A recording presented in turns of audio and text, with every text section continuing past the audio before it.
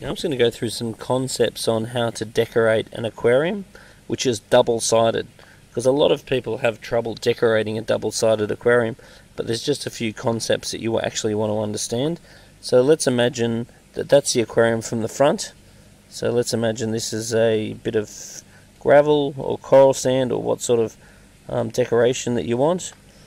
Pretty much assuming this is going to be a reef aquarium, but obviously you can use these concepts for cichlids or any other sorts of aquariums. So this one is from the top and that one is from the front. Now it is very common on these double-sided aquariums that one of the sides is going to have a bit of paraphernalia.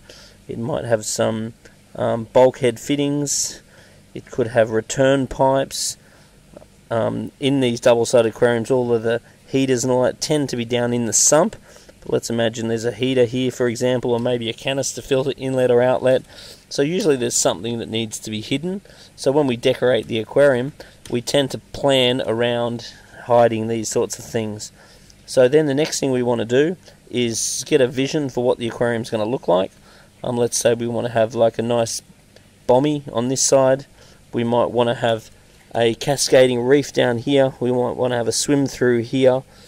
Then the next thing you want to do is select the rocks that are going to be suitable for that type of decoration. So what we're trying to do is minimize how much contact you have with the substrate. So imagine here's your paraphernalia here.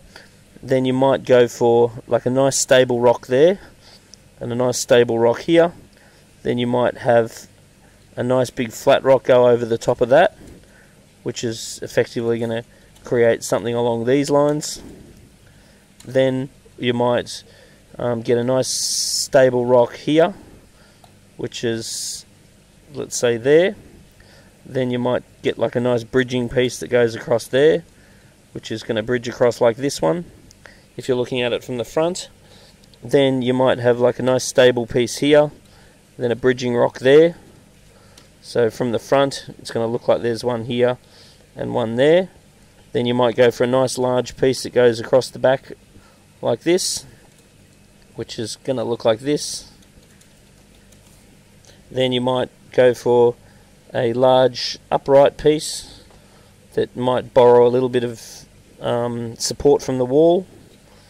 Then you might have like another piece, another stable piece there, like a bridging piece that goes across the top here.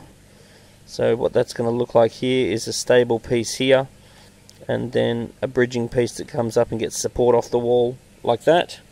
Then you might go for a nice stable piece here, which looks like that. Then get another bridging piece that's going to bridge off this.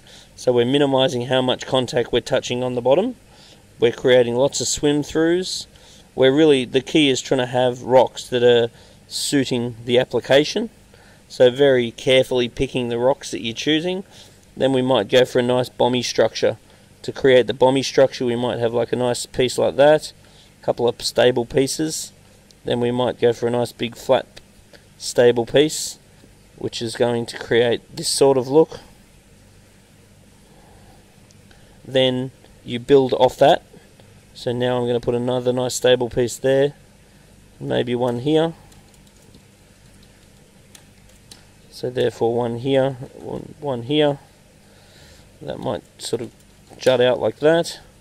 So looking at it from the top, it's got a lot of dynamics this way. Looking at it from the side, it's got lots of swim throughs, and then it's got a nice unique structure out on this particular side. And then if it was a cichlid tank, you might dress it with some fake plants or something to colour it up.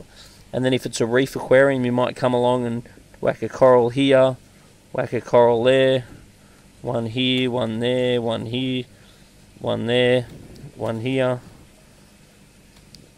So you come and fill it out and pad it out with corals to colour it up and so forth. But basically the principles that you're wanting to do is you want to select rock that's appropriate for the position for what you're wanting it for, and you're wanting a combination of nice sturdy stable bits to elevate yourself off the surface of the substrate, and you're wanting nice shaped rocks that are going to create nice bridges and you want to pick the rock up in your hand and twist it around to make sure that you're using the best side. So you want to think, where can you place the coral, and when you're placing rocks, try not to place too many on this angle of slant, because the corals tend to fall off them. It's much better to try and flatten out where the rocks are, so then it's easier to place corals or other decorations onto flat surfaces as opposed to slanted surfaces. Anyway, just a few ideas there, just to try and help you decorate a double-sided aquarium.